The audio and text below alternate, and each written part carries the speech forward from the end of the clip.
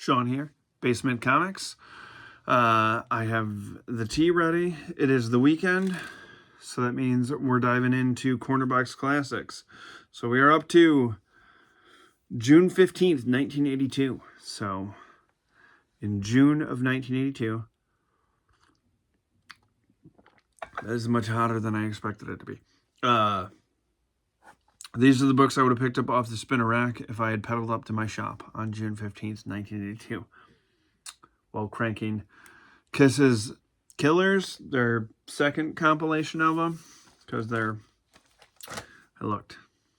weren't many albums that week that came out that I probably would have been, and I think a child in 1982 would have still been, in love with Kiss.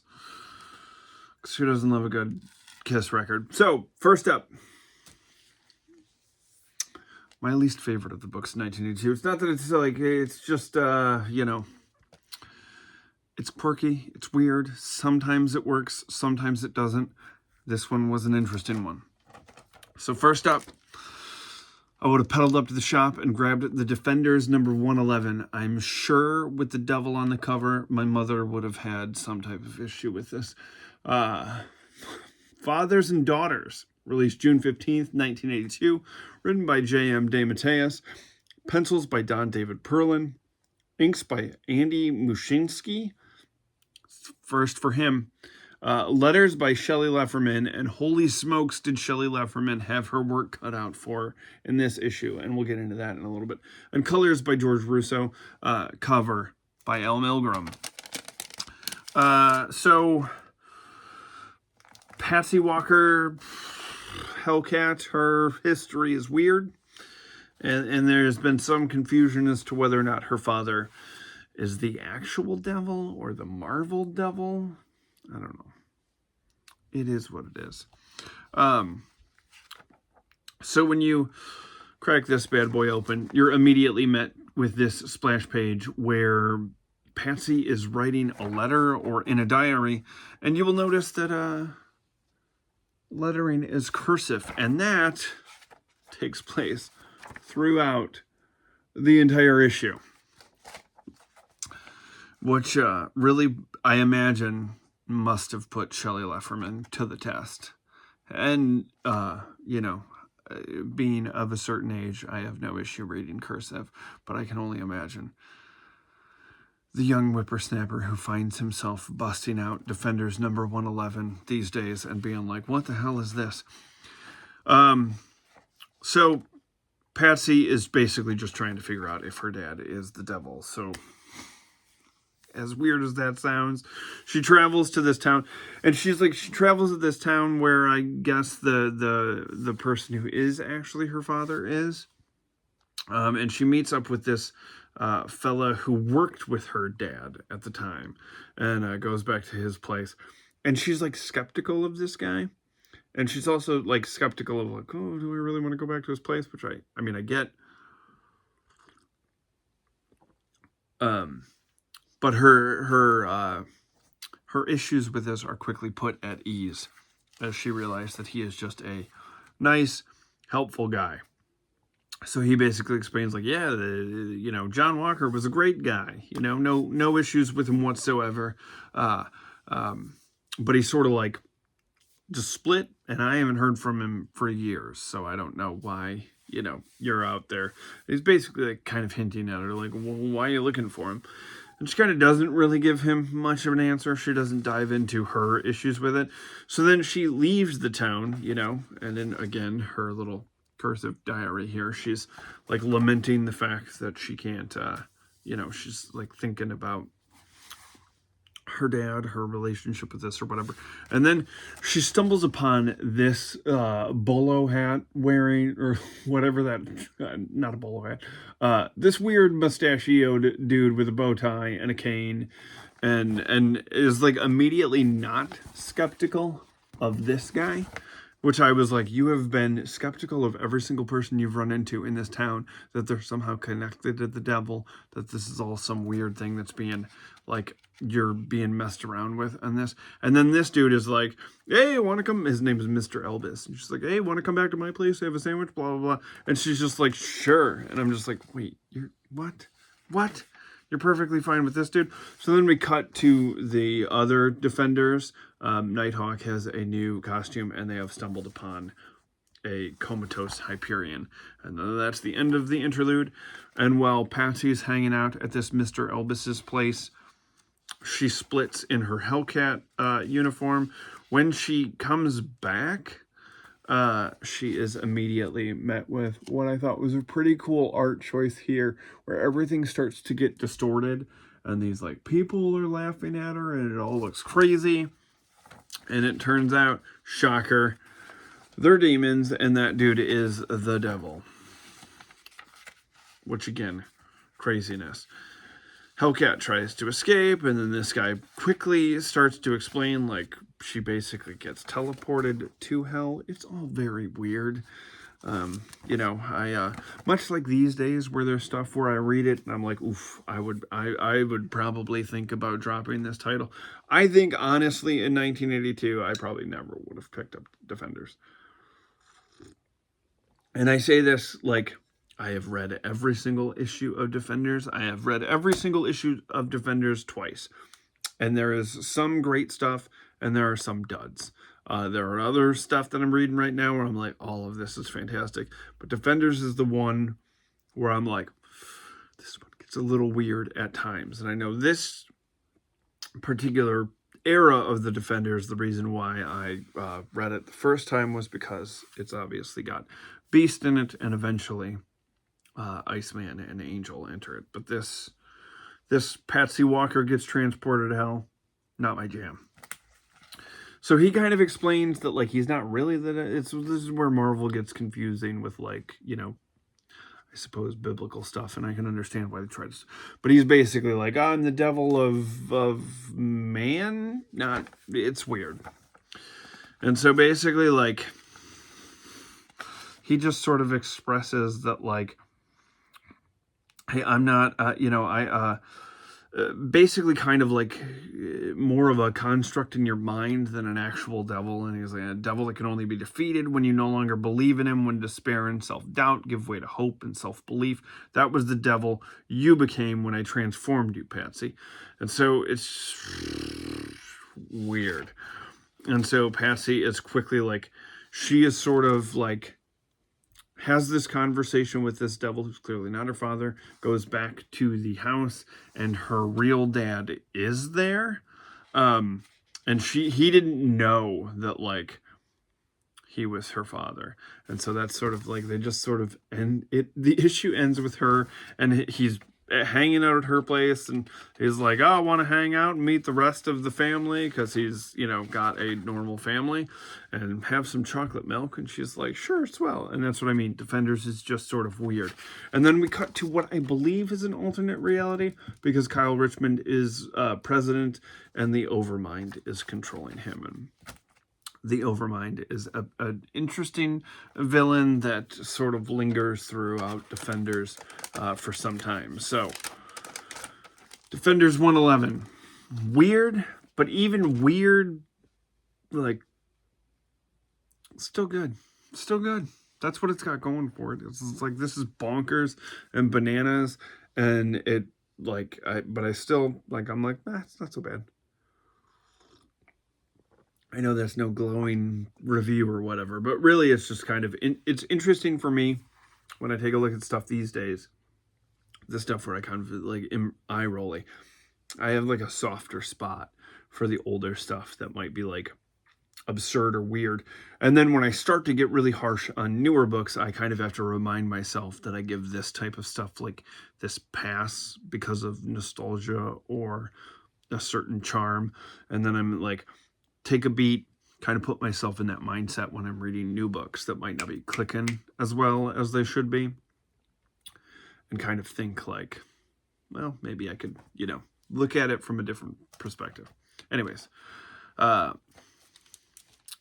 book I really would have been pedaling for would have been Fantastic Four 246, Too Many Dooms, June 15th, 1982, written by, penciled, inked by John Byrne with letters by James Novak, colors by Glynis Wine, and a cover by John Byrne.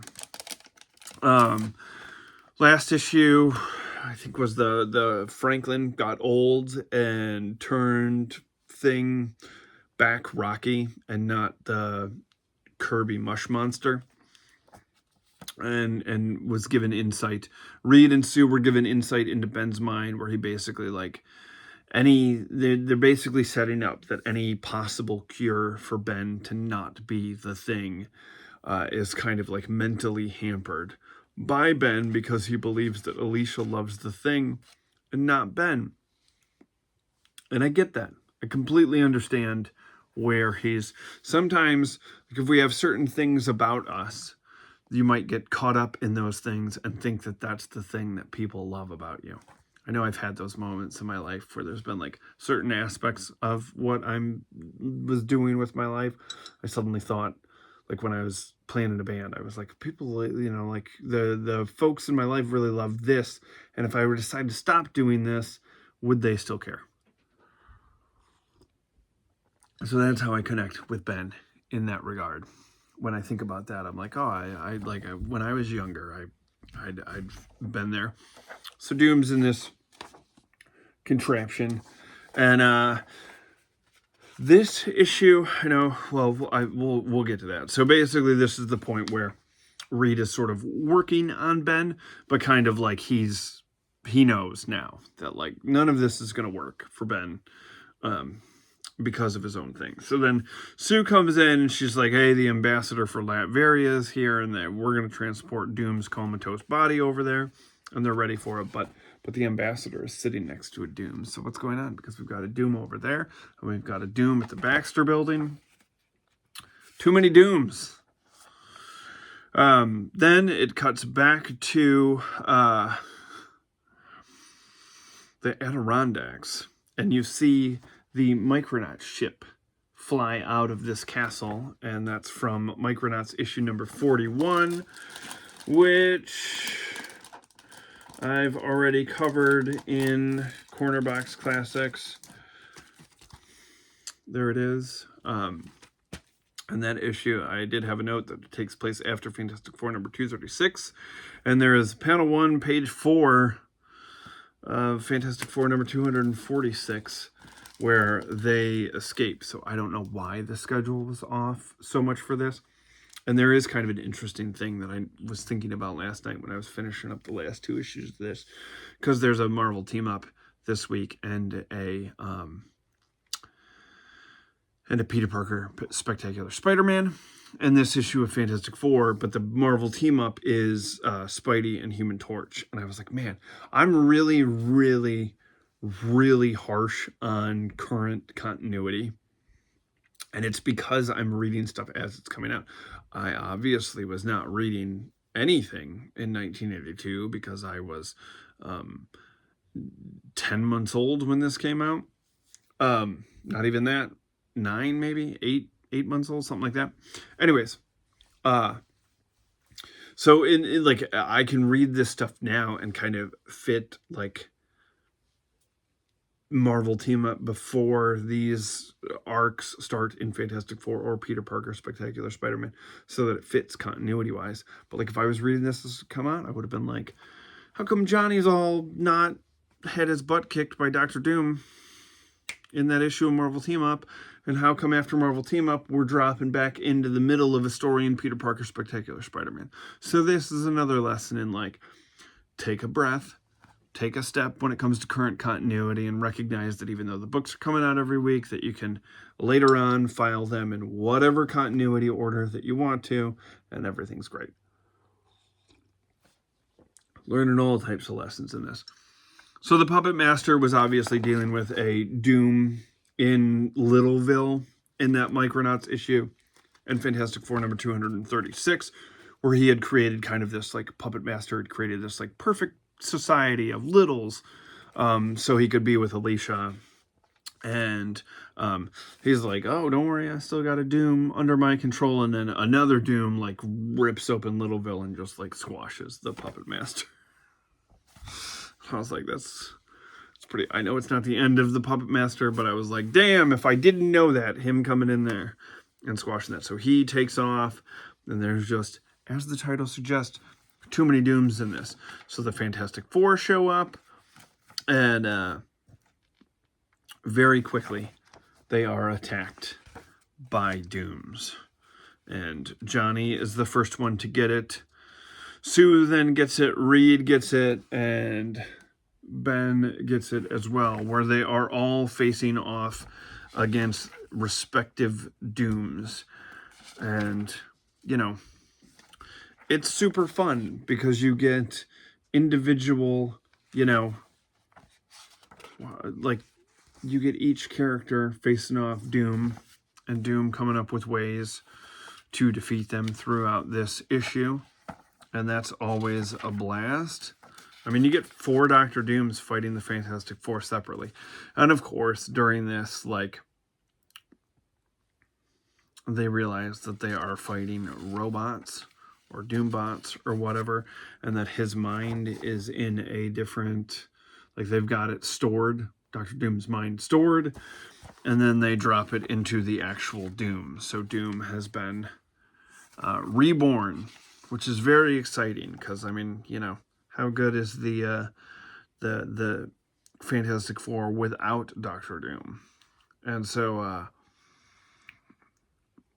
so basically, like, during this, he's like, well, you guys didn't win against me because while you were facing off against those fake Dooms, you were being hit with inhibitor rays, which means, because they go to, like, fight the real Doom when he finally pops up.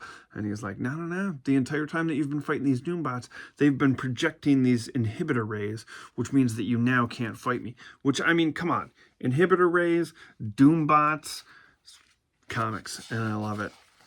I love it. So, you know, they were ready to fight him. And he's like, I'm actually not. You guys aren't attacking me. You've been hit with these inhibitor rays because I need you to listen to me. And he, like, opens up the palace, or where they're at.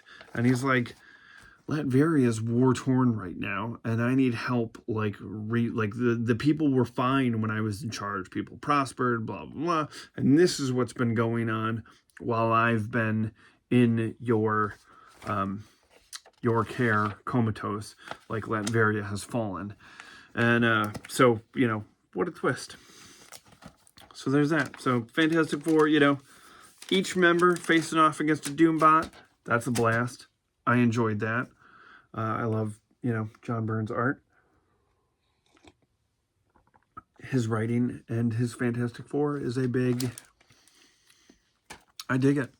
Up next, Invincible Iron Man number 162, The Menace Within, released June 15th, 1982, written by Denny O'Neil, pencils by Mike Vosberg, inks by Steve Mitchell, letters by Janice Chang, colors by Bob Sharon, and a cover penciled by Ed Hannigan, and inks by Al Milgrom. And Hannigan and Milgrom were like the team on covers for this past year.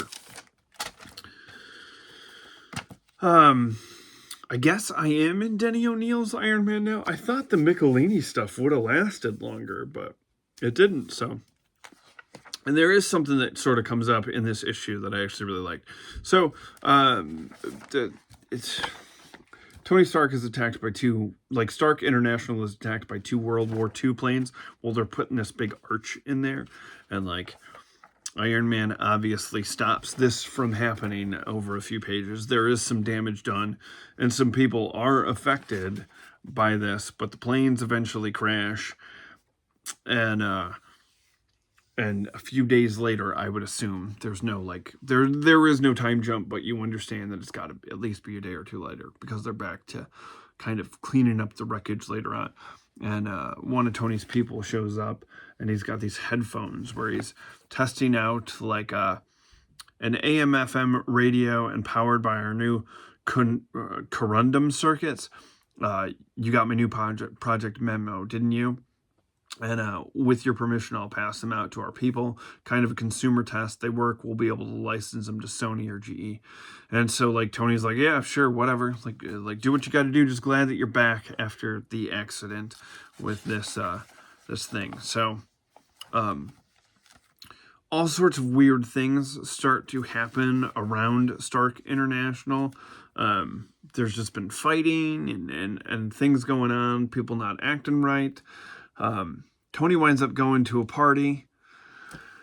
And this is sort of the Denny O'Neil thing that I was like waiting for, which is like, I think I have heard, I cannot be for certain, but I have heard in interviews and read in some interviews that Denny O'Neil, possibly a recovering alcoholic, and didn't particularly enjoy how quickly, and I would have to agree, didn't particularly enjoy how quickly Demon in a Bottle wrapped up. That it was just like Tony had like a day or two where he was like, and then just all of a sudden was like, yeah, I'm through it.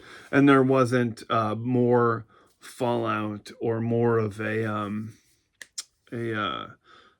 realistic coverage of the addiction. And so at this party, like, people are trying to get Tony to drink, and he's kind of like, he's really going through it in these panels of like what it would do to him, and et cetera, et cetera. So he winds up leaving, going back to the office, and then gets shot at. And it turns out that it's Mrs. Arbogast who shot at him. And so he's like, that is very unlike her, which it is. We know this as the audience. She might not always be fond of Tony's methods, but I don't think she wanted him dead.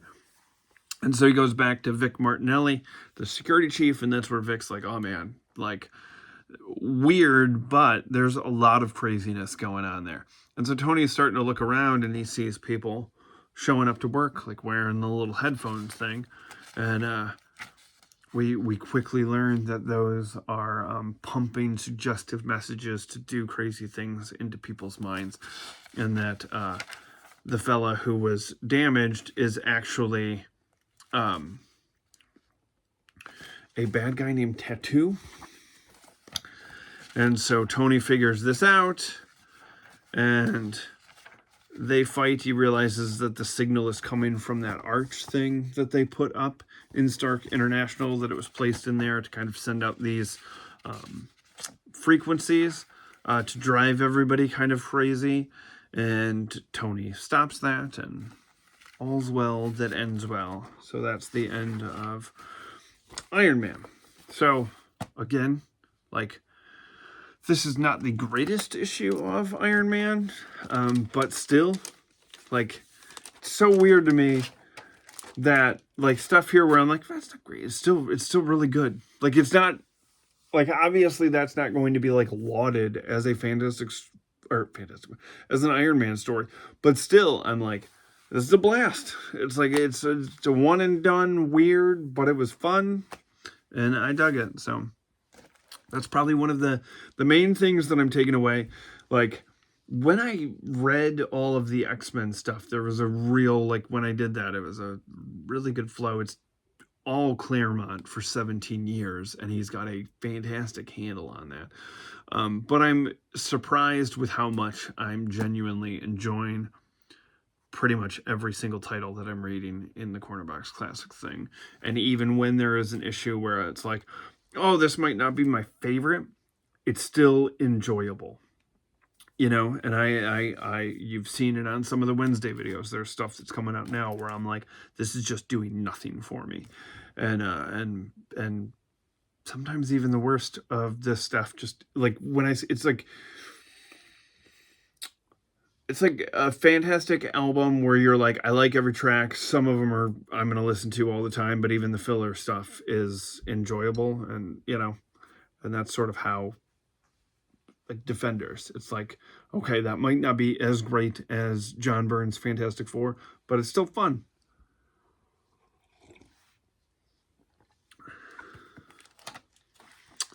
Up next, I would have picked up Marvel Team Up number 121, Look Before You Leap, June 15th, 1982. Written by J.M. DeMatteis, pencils by Kerry Gamble, inks by Mike Esposito, letters by Joseph Rosen, colors by Bob Sharon, with another cover by Ed Hannigan and Al Milgrom. So this one, like I said, this was, when I opened up this one, I was like, how interesting that these days when there's like continuity error, I'm very quick to be like, what the hell? You know, but here, if I had picked all of these books up, I'd have to figure out where to sandwich this in. And like, it didn't, you know, I was like, oh, so sometimes I need to breathe a little bit when it comes to the new stuff and be like, when all is said and done, and like at the end of the year, I can be like, this is where this fits and this is where this fits. And it doesn't have to be such, oh, they don't care about continuity anymore. Yeah, they might. It's just, you know, we got to figure it out on the back end of where this would fit. So it opens up. Great splash page of the Human Torch flaming on and heading out of the Baxter building. And he runs into he sees some muggers. Or some, like, not muggers. Dudes who have pulled off, like, a jewelry heist. And he's about to stop them. And these guys get dead in their tracks. And they're like, oh, no. And he thinks that they're stopping because they see him. But it's actually because they see Spider-Man. And so then he gets kind of bummed out about that. And so then the two of them start going back and forth to each other, as they are known to do, which is a delightful part of their relationship and a great added bonus to this. Like, the second that I was like, oh man, it's Spider-Man and Human Torch team up, like, this is going to be, there will be a couple of good laughs in this. And then when I really got into it, I was like, holy smokes, this might be my favorite of the week.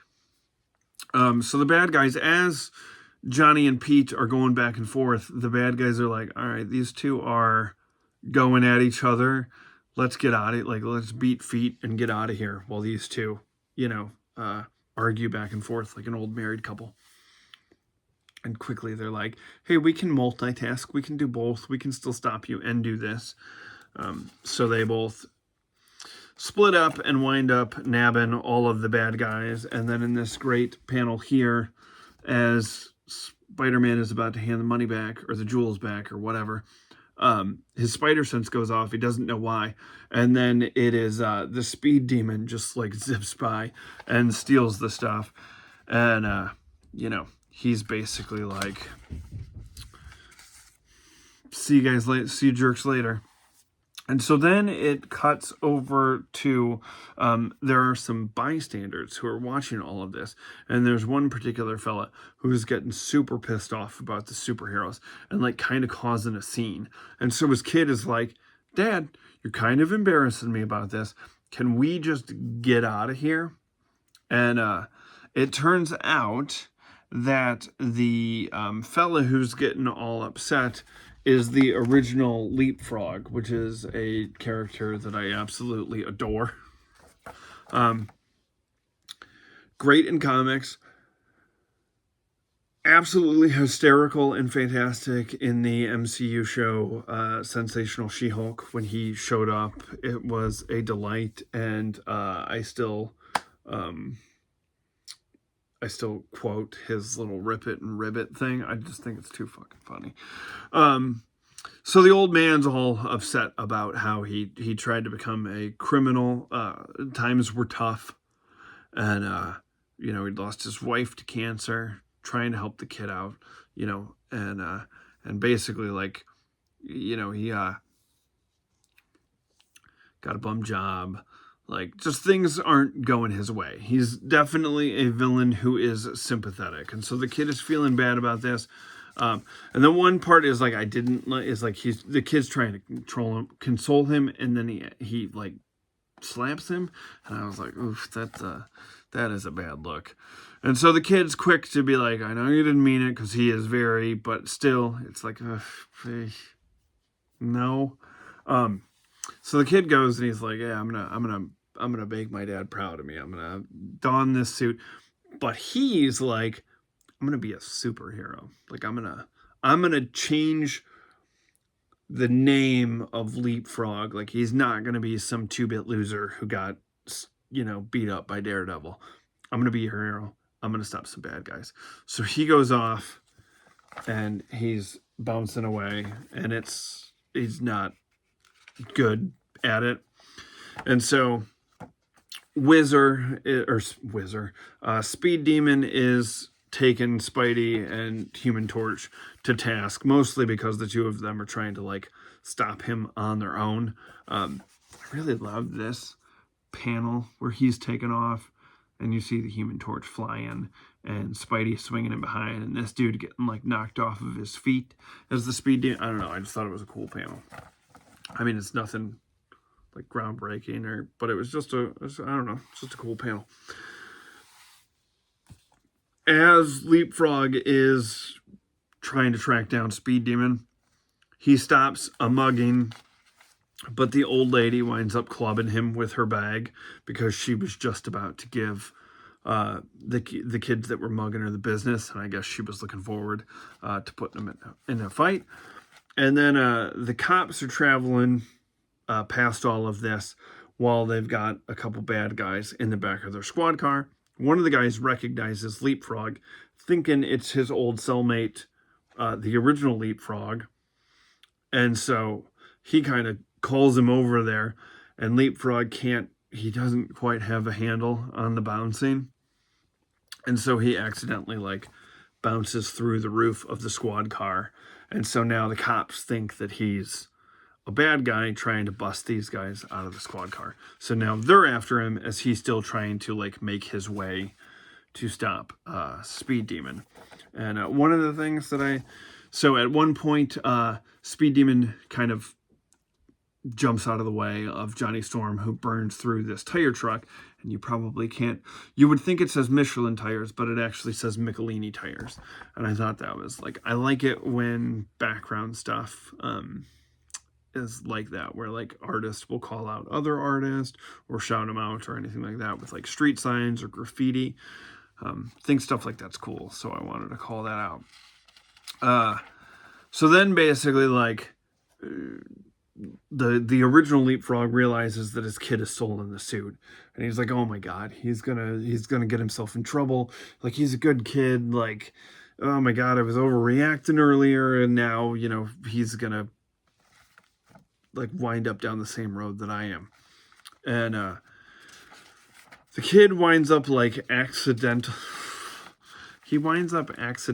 like sort of just kind of landing on Speed Demon as he's bouncing around and winds up taking him out. And so, you know, now he's like, his dad sees him and he's like, oh my god, I'm so proud of you. You stopped this bad guy, you know, and he's like, oh, I don't want to be called Leapfrog. Like, we're going to change it to the Fabulous Frogman. And so that's sort of where it ends, is just the father and son are like, he's like, oh, you just, you know, his dad's like, what could I have done better? And he's like, oh, just love me, Dad. And I don't know, it was just a stupid, fun, like, wasn't that serious. It was lighthearted, you know, ended well. Nobody got hurt, except for Speed Demon, who had Leapfrog land on him, or the Fabulous Frogman. So it was just a fun issue. I was like, that was a blast. This is like exactly what I want out of Marvel Team Up. You know, I don't want world-ending, you know, I mean, there have been some really good, like, heavy Marvel team-ups, but occasionally it's nice to have, like, just a silly, fun one, and Frogman's awesome.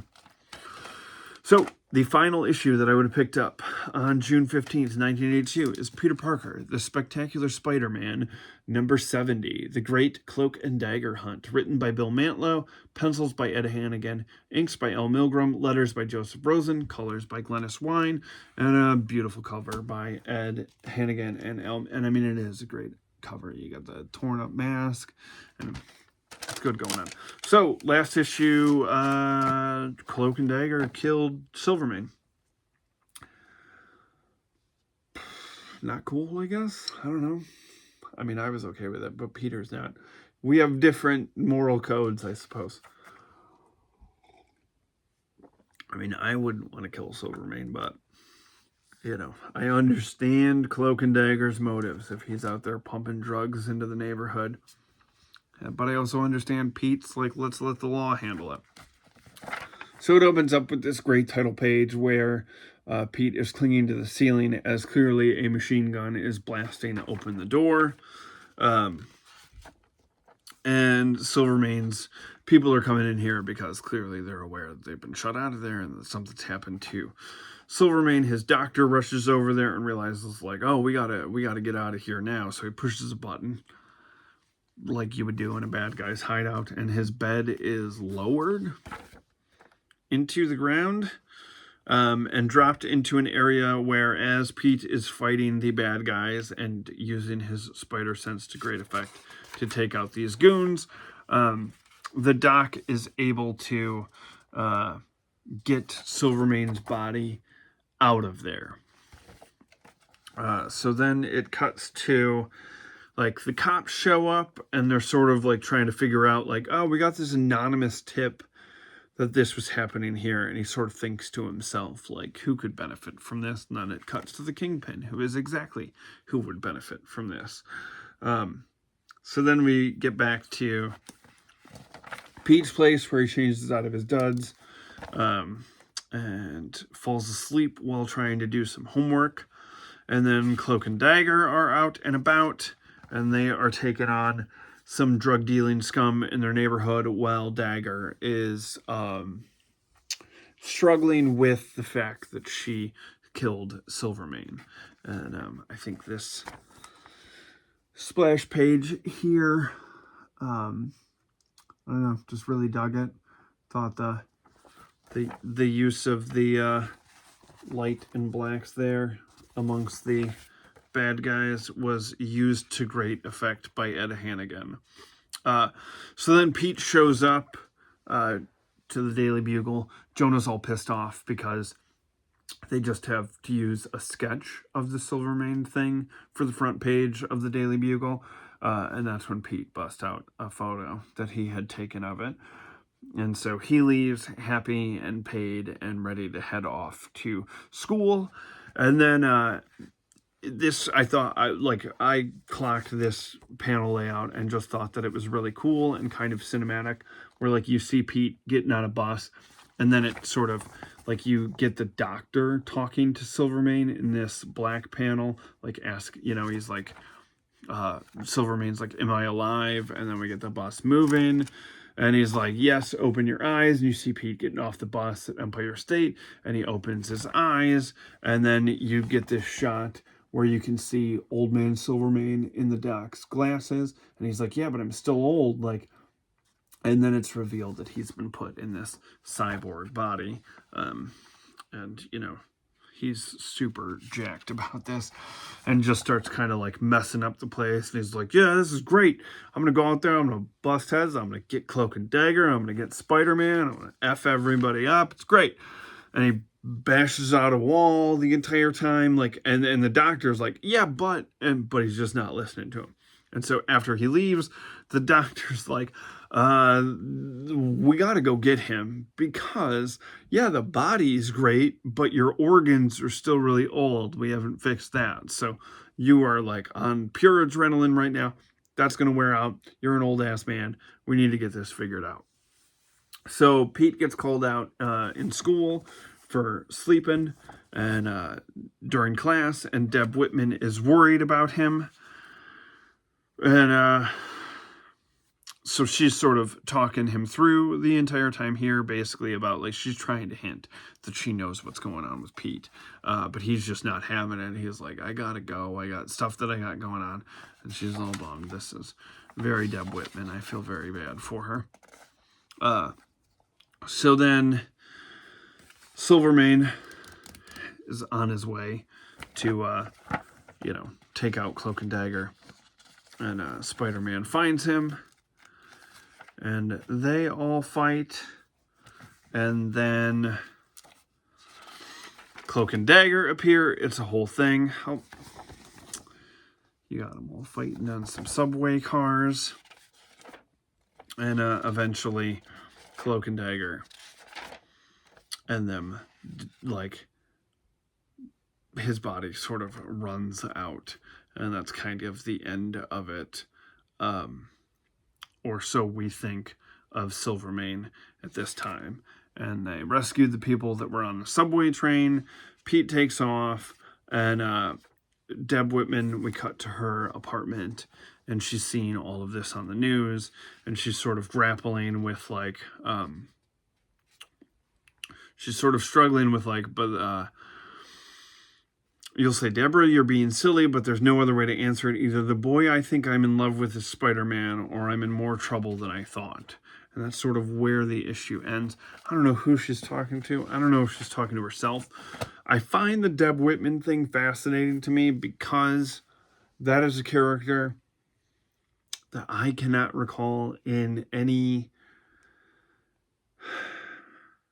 of the Spider-Man stuff. And it's weird. Like, I started reading Spider-Man probably late 90s through, but there's a lot of stuff, and this same sort of thing happened when I read the X-Men in its entirety. It was like I was an X-Men guy, and there was still stuff that was like, oh, this is interesting and this is good. But until I had read everything, I was like, oh, now there's stuff that's paying off that's great. That I had read before and was like, oh, this is good. But then really understanding the backstory behind it really kicked it up a notch and turned stuff that like I was just sort of like, yeah, this is all right, into really great stuff. Like, I definitely have a difficult time if someone comes up to me and is like, what's a great X-Men story that I should read? It's so hard for me. I cannot separate the fact that I've read everything, because Claremont writing that for so long, like, just weaved so many great things through it, and everything kind of just like slowly rolls into everything else. And so, having read as much Spider-Man as I have, I cannot recall, and I 100% could be wrong, because Deb Whitman might have been mentioned in some things that I've read in the last 20 years, even in passing. But the name wouldn't have rung any bells because I knew nothing about her from the past. So it was just another person where I was like, oh, who knows? And so this, like, actually getting, I talk about this quite a bit. One of the stories that I read, everybody was always like, Death of Jean DeWolf is a great story. And it is. It's a fantastic Peter David written Spider-Man arc. It's good. But when obviously no spoilers because it's in the title, but when Jean DeWolf dies, it meant nothing to me. But now, having read every bit of Spider-Man that has come out up to this point, when I actually get to the death of Jean DeWolf, that is going to hit me so much harder because I know how long Jean has been in the book. I know what she means to Pete. I've gotten to know that character. I've gotten to care about that character. And so now the gravity of that is going to hit me much harder. So, like, I don't want anybody to spoil it for me because I want it to roll out organically and how it happens. But I'm like, what happens? I am so invested in Deb Whitman and Marcy Kane that I can't even, I can't even tell you, how much I've grown to enjoy the gangs in some of these. And again, I say this a lot in Cornerbox Classics, but if there is ever any Marvel writer out there who happens upon one of these, please, please, please, please, please bring back these type of, normal human characters within these superhero stories in their lives. It's such a good angle to get me invested in the story. It's good stuff. So, these are the books that I read this week. All of them were great. Man, that Spectacular Spider-Man issue was really good. The Fantastic Four issue was really good. But I still think that the joy of a fun Spider-Man Human Torch team-up, which eventually led to a team-up with the fabulous Frogman, is my winner for the week.